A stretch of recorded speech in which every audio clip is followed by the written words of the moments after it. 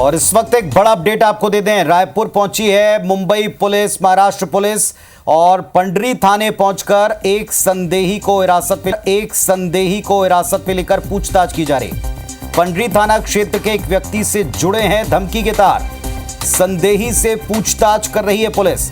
Maharashtra police के 3 अफसर इस वक्त रायपुर में पंडरी थाने में। शाहरुख खान को धमकी मामले में एफआईआर की कॉपी भी वायरल है और अब इस मामले को लेकर पंडरी थाने में एक संदेही व्यक्ति हिरासत में लेकर पूछताछ उससे जारी है। ये बड़े अपडेट आपको दे रहे हैं। फिल्म स्टार शाहरुख खान को धमकी मिली है, उनकी सुरक्षा बढ़ा दी गई। इसके तार छत्तीसगढ़ रायपुर से जुड़े। पुलिस यहां आई हुई है, पंडरी थाने पहुंची है। संदीप शुक्ला हमारे साथ में जुड़ रहे हैं, सीधे उनका रुख करते हैं। संदीप, बताएं, अपडेट आप दें। अजय कुमार सीएसपी रायपुर वो भी बताए जा रहे हैं कि आपके साथ हैं, उनसे बात करके बताएं क्या क्या जानकारियां हैं इस वक्त।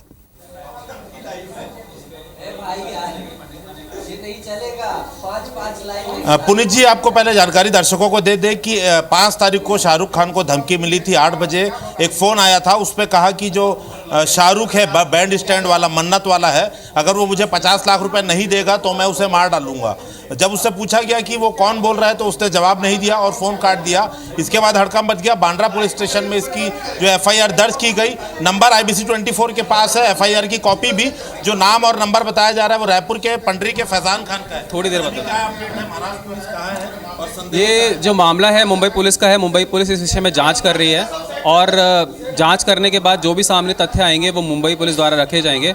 हम लोग सिर्फ उनके सहयोग के लिए यहाँ पर कि वो एक नोटिस उनको तामील करना था तो उन्होंने सूचना दी थाने में। तो इस थाना क्षेत्र का रहने वाला जो एक आरोपी है उसकी पहचान हुई है फैजान खान के रूप में। सर, उसने एक बड़ा अपडेट ये आ रहा है कि उसने एक शिकायत दी थी कि उसका मोबाइल गुम हो गया खमारडी थाने में। तो ये शिकायत कब दी थी और उसके बाद क्या लोकेशन ट्रैक किया गया है? ऐसा उसने बोला है कि उसका फ़ोन गुम हो गया था, उसके संबंध में उसने शिकायत भी दी थी, बट ऐसी शिकायत की कॉपी अभी वो जांच का विषय है मुंबई पुलिस का। तो लोकेशन क्या अभी तक देखा गया सर? 1-1.5 महीने में कहाँ मोबाइल चला उसका? नहीं, जब कॉल आई थी तो जैसे उन्होंने पता किया तो जो कॉल आई थी लोकेशन उसकी रायपुर की ही थी, तो रायपुर से ही कॉल गई है और जो फ़ोन नंबर है जिसे कॉल गई है वो फैजान खान के नाम पर। सर, हमारी सूचना में तो मुंबई पुलिस अभी रायपुर में ही है और अभी क्या नोटिस दे दिया गया कि देने की तैयारी है? जैसा मैंने बोला कि जो हमको सूचना मिली है कि नोटिस दिया गया है उसको। तो आपकी कस्टडी में है कि छोड़ दिया गया? अभी हम लोग का मामला नहीं है, ये मुंबई पुलिस का मामला है और वो लोग ही कुछ एक्शन लेंगे। आपसे सहयोग अभी नहीं लिया है कस्टडी के लिए? नहीं, कस्टडी के लिए उन्होंने ऐसा कुछ नहीं मांग की है। अभी कस्टडी के लिए और गिरफ्तारी के लिए कुछ ऐसी सूचना नहीं आई है। अभी सिंपल वो नोटिस तामील के लिए उन्होंने सूचना दी हम लोग। पुनीत जी, देखिए, पूरी जानकारी ये है कि मुंबई पुलिस जो है आई थी, फैजान खान पंडरी का रहने वाला है। उसका नंबर हम आपने जो बताया है दर्शकों को वो उसके नाम से ही रजिस्टर है। इस पर एक नया मोड़ ये आ गया है कि उसने मोबाइल गुम होने की शिकायत की बात कही है जब उससे पूछताछ की गई कि 1 से 1.5 महीने पहले उसका मोबाइल गुम हो गया था। लेकिन जिस थाने में, पंडरी थाने में अभी जांच चल रही है, तो खुद CSP विधानसभा जो है अजय कुमार ये कह रहे हैं कि मोबाइल गुम होने की कोई सूचना, रिटर्न सूचना उनके तक नहीं आई है। तो अपने आप में बड़ी जांच का विषय ये है कि अगर उसने मोबाइल गुम होने की सूचना दी थी तो क्या वो लिखित में है कि या वो घुमाने के लिए कर रहा है। इसमें देखिए कई पॉइंट ऑफ व्यू है कि क्या वो पकड़े जाने के बाद ऐसा कह रहा है या उसने पहले से प्लान करके रखा था कि शाहरुख खान को धमकी देगा और पहले ही उसने एक झूठी सूचना दे दी। तो सारी चीजें जो है इसी जांच पर आधारित है कि जो नंबर है पर्टिकुलर। संदीप, हालांकि अभी सारी चीजें अंडर इन्वेस्टिगेशन है और पुलिस और अधिकारी हम खुद लाइव देख रहे हैं कि फूंक फूंक कर कदम रख रहे हैं। इस पर कुछ भी डिटेल शेयर नहीं कर रहे हैं, इन्वेस्टिगेशन चूंकि ऑन है। लेकिन क्या इस मामले में फैजान को लेकर कोई और डिटेल मिला है, उसके बैकग्राउंड से कोई ऐसे ट्रेस मिलते हैं जिनको लेकर लगे कि वो इस तरह की धमकी वाले मामले में लिप्त रह सकता है? जिस शिकायत का आप जिक्र कर रहे हैं, क्या खुद वो सामने आया है? फैजान कहाँ है, पुलिस कहाँ है, मुंबई पुलिस कहाँ है? इसकी कोई और डिटेल सूत्र बता पा रहे हैं?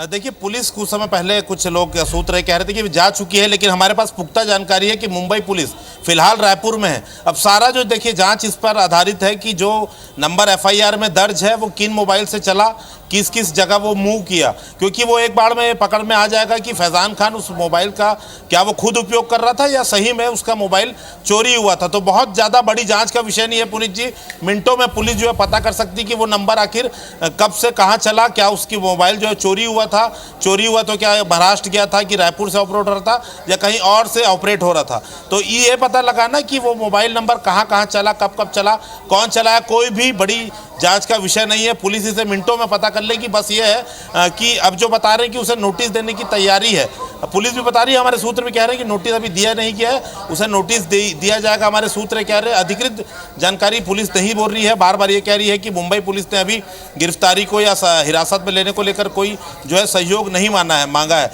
लेकिन हमारी जानकारी अनुसार पुलिस यहाँ पर पहुंची थी, मुंबई महाराष्ट्र की पुलिस, फैज़ान खान से उनकी बातचीत भी हुई है, नोटिस देने की तैयारी है। उसने वकील के माध्यम से भी पुलिस को नोटिस देने कहा है, क्योंकि देखिए पूछताछ करनी हो या कुछ भी करना हो तो पहले जो आरोपी बोल लीजिए, संदेही बोल लीजिए, उसे पहले नोटिस देनी होगी, उसके बाद जो है उसका अधिकृत बयान जो है दर्ज होगा।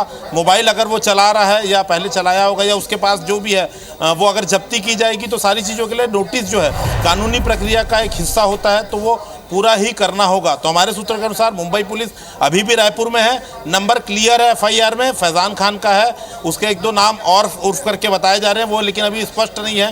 फैज़ान खान फिलहाल मीडिया के सामने नहीं आया है, तो लगातार इस खबर में बने रहेंगे और हम अपडेट देते रहेंगे जी। तो इस वक्त संदीप हमको पंडरी थाने में, जहां की पुलिस को संपर्क करके जानकारी दी गई कि एक संदेही को नोटिस दिया है, जिसका नाम अब सारे देश में पता चल चुका है, फैज़ान खान इसका नाम है, रायपुर पंडरी इलाके का वो बताया गया है। और उसने ये बताया है सूत्रों के हवाले से कि उसका मोबाइल गुम हुआ था, लेकिन क्या वास्तव में उसका मोबाइल गुम हुआ था, उसकी कोई शिकायत दर्ज की गई थी या अब ये कोई झूठ है, जिसके बारे में पुलिस को डिटेल पता लगाने। फिलहाल पंडरी पुलिस का ये कहना है, रायपुर पुलिस का कहना है कि उनको केवल मुंबई पुलिस के द्वारा, महाराष्ट्र पुलिस के द्वारा इसकी जानकारी दी गई कि एक संदेही को नोटिस दिया गया है और वो संदेही उस इलाके का, इसलिए पुलिस को केवल इतनी जानकारी है। लेकिन उसे हिरासत में लेने को लेकर या उससे पूछताछ, इन्वेस्टिगेशन को लेकर कोई सहयोग यहाँ की पुलिस से नहीं मांगा गया। तो इस वक्त के बड़े अपडेट आपको बता दें, मुंबई की पुलिस, महाराष्ट्र की पुलिस इस वक्त रायपुर में है और पंडरी थाने की पुलिस के द्वारा जो बताया गया है कि केवल उनको जानकारी दी गई है एक संदेही को नोटिस देने के लिए। लेकिन आगे क्या उसे हिरासत में लिया जाएगा, क्या उसकी तरफ से कोई जवाब आया है, क्या उसने वाकई में अधिकृत तौर पर अपने मोबाइल की गुमशुदगी की कोई बात लिखी है, कही है, ये कोई भी स्पष्ट जानकारी पुलिस अभी खुलकर नहीं दे रही है। सुपरस्टार शाहरुख खान को धमकी मिली 5 तारीख को और उसके कनेक्शन रायपुर छत्तीसगढ़ से निकले। रायपुर छत्तीसगढ़ में पंडरी थाना क्षेत्र में एक व्यक्ति फैज़ान खान बताया गया, जिस तक जांच के तार पहुंचे हैं, उसको नोटिस देने की बात की जा रही है। आगे उसको क्या हिरासत में लिया जाएगा या उससे जवाब तलब किया जाएगा, फिलहाल ये जानकारी दी जा रही है कि पुलिस सूत्रों के हवाले से बताया जा रहा है कि मुंबई पुलिस अभी रायपुर में ही है। इस खबर के ऊपर नजर हमारी बनी हुई है। संदेही से पूछताछ के बारे में भी सूत्र बताते हैं कि उससे पूछताछ हुई है। मुंबई पुलिस ने संदेही से पूछताछ की है और उसके द्वारा यह बताया गया है कि उसका मोबाइल चोरी गया था। अधिकृत बयान है या ये केवल एक फौरी तौर पर सूचना उसके द्वारा दी गई है, फिलहाल नोटिस तक की जानकारी पुलिस कंफर्म कर रही है। संदीप, आपके पास वापस लौटेंगे, आप अपडेट जुटाइएगा इस मामले में। आगे बढ़ते हैं फिलहाल खबरों में। तो देश से जुड़ी सबसे बड़ी खबर पर लगातार IBC 24 आप तक अपडेट पहुंचाता रहेगा, लेकिन इस वक्त छत्तीसगढ़ से कुछ और बड़ी खबरें आपको बता दें। कांग्रेस प्रदेश अध्यक्ष दीपक बैज पर अहमदाबाद साइबर सेल ने FIR दर्ज की है। बैज पर बिलासपुर के अस्पताल के वीडियो को गुजरात का बताकर पोस्ट करने का आरोप लगाया जा रहा है। इस मामले में कांग्रेस प्रदेश अध्यक्ष दीपक बैज का बयान भी अब सामने आ चुका है। उनका कहना है कि मैंने बिलासपुर अस्पताल के बदहाली का वीडियो पोस्ट किया था, लेकिन मुझे FIR की जानकारी नहीं मिली है। अब शायद मैं तो आपके बोलने से मुझे पता चल रहा है, मेरे संज्ञान में तो नहीं है, लेकिन हम लोग जिम्मेदार नागरिक हैं और कुछ भी पोस्ट करते जिम्मेदारी से करते हैं। ये हमारा पोस्ट है 6 दिन पहले का, ये देख सकते हैं छत्तीसगढ़ का, और छत्तीसगढ़ हमारे बिलासपुर का अस्पताल का है और हम लोगों ने इसमें शेयर भी हम लोगों ने बिलासपुर ही लिखा है। और चलिए अब रुक करेंगे मध्य प्रदेश का। सागर में पूर्व गृह मंत्री ने जिले के प्रभारी मंत्री से पुलिस की शिकायत करते हुए पुलिस पर लोगों के सीडीआर निकालकर अनावश्यक दबाव बनाने का आरोप लगाया है। पूर्व ग्राम मंत्री ने जिला योजना समिति की बैठक में अपनी बात रखते हुए पुलिस पर आरोप लगाया। उन्होंने कहा कि करीब 5 महीनों में इस तरह की कई शिकायतें सामने आई हैं, जिससे लोगों में भय का माहौल है। विपक्ष ने इसे मुद्दा बनाकर बीजेपी सरकार को जमकर घेरा। पीसीसी चीफ जीतू पटवारी ने कहा कि प्रदेश के पूर्व गृह मंत्री ही अगर प्रदेश में असुरक्षित हैं, मतलब यहां माफियाओं का राज चल रहा है। वहीं विवेक तनखा ने कहा कि बीजेपी अब अपनी ही नेताओं के खिलाफ खुफिया तंत्र का इस्तेमाल कर रही है। पूर्व विधायक विनय सक्सेना ने मामले को चिंताजनक बताया है। कांग्रेसी नेताओं के बयान पर पलटवार करते हुए मंत्री कृष्णा गौर ने कहा कि कांग्रेस भूपेंद्र सिंह की बात को गलत तरीके से पेश कर रही है। भूपेंद्र सिंह की बात पर सरकार संज्ञान जरूर लेगी। कांग्रेस हर विषय को राजनीति से जोड़ती है, कोई राजनीति का विषय नहीं है, न इसमें सरकार का कोई विषय है। ये तो पुलिस के नीचे के कुछ जो कर्मचारी हैं, अधिकारी हैं, उनके द्वारा जो पद का दुरुपयोग हुआ है, ये उसका विषय है, उन पर कार्रवाई होना चाहिए। अगर कोई अधिकारी अपने पद का दुरुपयोग करता है तो उस पर कार्रवाई होती है, होना चाहिए। तो इसके पीछे ना कोई पॉलिटिकल एंगल है, ना इसके पीछे कोई अन्य कारण है। पूर्व गृह मंत्री असुरक्षित है इस प्रदेश में, तो क्या मैसेज है कि ये माफियाओं का राज है या नहीं है? अगर पूर्व गृह मंत्री रो रहे हैं कि मुझे धमकियां मिल रही हैं, तो हम जिस बात को बार बार कह रहे थे कि ये मोहन यादव की सरकार ही नहीं है, ये बीजेपी की सरकार नहीं है, जनता की सरकार भी नहीं है, ये माफियाओं की सरकार है। भूपेंद्र सिंह जी कह रहे हैं कि उनके ऊपर खुफिया लगाई गई है। भाजपा अपने लोगों पे खुफिया लगा रही है, और आपको मालूम है ये राइट टू प्राइवेसी के अगेंस्ट है। और अगर भूपेंद्र सिंह जी इसकी कंप्लेंट करेंगे तो इस पे केस रजिस्टर होना चाहिए, इसमें कोई मेरे को शक नहीं है। और हमसे तो थोड़े वो अपने लोग से डरे हैं। माननीय भूपेंद्र सिंह जी का ये बयान अपने आप में महत्वपूर्ण है, चिंताजनक है और निंदनीय भी है इस सरकार के लिए। मुझे लगता है कि मध्य प्रदेश सरकार का जो बार बार सुशासन की बात कहना है, ये कहीं ना कहीं सिर्फ खोखला दावा साबित हो रहा है। पूरा मध्य प्रदेश भारी भ्रष्टाचार के चपेट में है। उस बात को बहुत गलत तरीके से प्रस्तुत करने का काम कांग्रेस कर रही है। हमारे माननीय भूपेंद्र सिंह जी वरिष्ठ नेता हैं, उन्होंने कोई बात की है तो निश्चित रूप से माननीय प्रभारी मंत्री जी ने कहा है उसकी जांच करेंगे। इधर दिल्ली में 2 दिवसीय आतंकवाद विरोधी सम्मेलन शुरू हो चुका है। इसका उद्घाटन केंद्रीय गृह मंत्री अमित शाह ने किया। इस बैठक में राष्ट्रीय सुरक्षा को प्रभावित करने वाले मुद्दों पर बात हुई है। साथ ही आतंकवाद से उत्पन्न खतरों पर मंथन भी हुआ है। राज्यों और केंद्र शासित प्रदेशों के वरिष्ठ पुलिस अधिकारी इसमें शामिल हैं। मध्य प्रदेश के नक्सलियों के खिलाफ बड़े एक्शन की तैयारी का भी जिक्र इसमें हुआ। नक्सल प्रभावित इलाकों में सीआरपीएफ की नई कंपनियां बुलाई जाएंगी। बालाघाट, डिंडौरी, मंडला से नक्सलियों की दहशत खत्म होगी। इन इलाकों में विकास के लिए 232 सड़कों का निर्माण होगा। सड़क निर्माण से इलाके में हॉक फोर्स, कोबरा बटालियन और सीआरपीएफ का मूवमेंट आसान होगा। इसके पहले केंद्रीय गृह मंत्री अमित शाह छत्तीसगढ़ में नक्सलवाद के खात्मे की रणनीति पर बात कर चुके हैं। उन्होंने देश से नक्सलवाद के खात्मे की एक डेडलाइन मार्च 2026 तय कर दी है। इसके तहत छत्तीसगढ़ में नक्सल विरोधी अभियान काफी तेजी से आगे बढ़ा।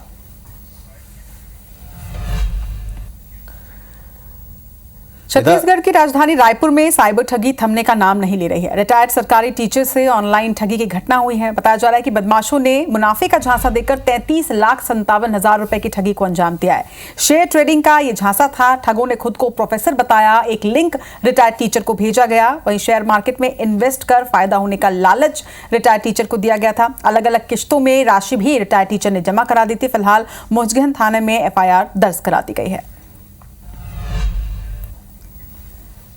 इधर छत्रीपुरा पटाखा विवाद पर पूर्व मंत्री उषा ठाकुर का बड़ा बयान सामने आया है। उन्होंने शायराना अंदाज में कहा है कि हमें ना कोई छेड़े, हम हैं आंधी तूफान, वीरों के वंशज हैं हम, रणधीरों की संतान। आगे उन्होंने लिखा, खेल खिलौने के पटाखे तो साधारण बात है, 2047 का स्वर्णिम भारत असली बमों को बनाकर दुश्मनों को सबक सिखाने का मादा रखता है। वहीं इस पर सियासत भी गर्म है। वहीं उषा ठाकुर के बयान पर कांग्रेस के प्रवक्ता अब्बास हाफिज ने भी पलटवार किया है। ये जो जिहादी मानसिकता है इनको ये बात ठीक प्रकार से समझ लेनी चाहिए कि वो भारत में रहते हैं और यहाँ का संविधान अपने आप में बहुत सशक्त है। मैं उन सबको आह्वान करना चाहती हूँ कि हमें न कोई छेड़े, हम हैं आंधी और तूफान, वीरों के वंशज हैं हम, रणधीरों की संतान। साथियों, ये खेल खिलौने के फटाके तो साधारण बात है। ये 2047 का स्वर्णिम भारत असली बमों को बनाकर दुश्मनों को सबक सिखाने का मादा रखता है। 2047 तक का जो भारत बनाने की बात कह रही हैं, उसमें वो ये कह रही हैं कि असली बमों को फोड़ के बनाएंगे।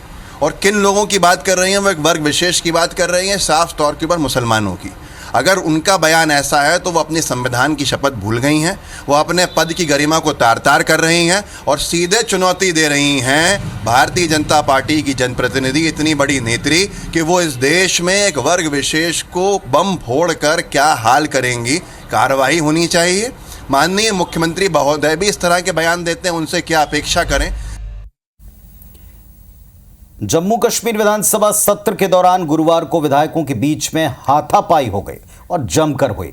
सत्ता पक्ष और विपक्षी भाजपा के विधायकों ने एक दूसरे का कॉलर पकड़ा, धक्का मुक्की की। सदन में हंगामे के बाद पहले विधानसभा की कार्यवाही 20 मिनट और फिर कल तक के लिए स्थगित करनी पड़ी। दरअसल लंगेट से विधायक खुर्शीद अहमद शेख ने सदन में आर्टिकल 370 की वापसी का एक बैनर लहरा दिया। भाजपा विधायक और विपक्ष के नेता सुनील शर्मा ने इस बात का विरोध किया। हंगामे के दौरान 3 विधायक घायल भी हो गए। हालांकि इसके बाद भी भाजपा विधायक विशेष दर्जा प्रस्ताव वापस लो के नारे लगाते रहे। इस हंगामे के बाद पूरे प्रदेश में राजनीति इस पर गर्मा गई है। देश में भी कई रिएक्शंस आ रहे हैं।